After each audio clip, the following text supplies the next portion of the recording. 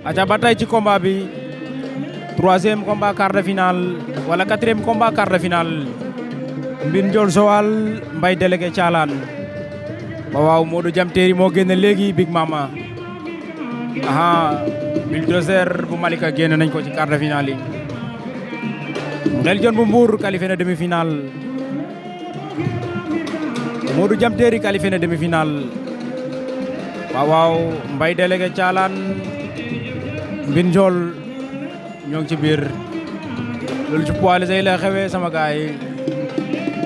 ci Njaanjaay Fatick aha Général TV aja Diouf doxalal waaw ba tey rek ak Général ndeysaan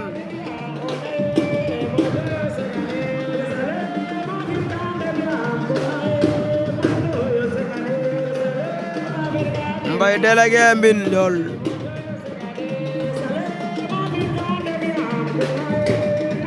Mbaye délégué Mbine Ndiol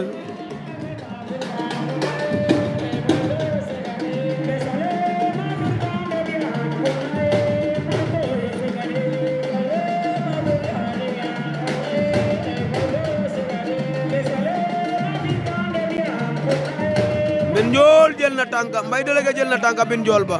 Mbine Ndiol bañ na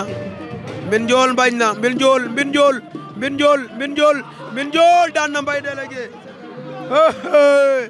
Mbine Ndiol daan na ko moo ngi noonu Mbine Ndiol daan na Mbaye délégué ndeysaan waaw jël ba amul benn werante Mbine Ndiol la maafa Mbaye délégué waaw Mbine Ndiol se qualifie en demi-finale waaw Mbine Ndiol daan na ko waaw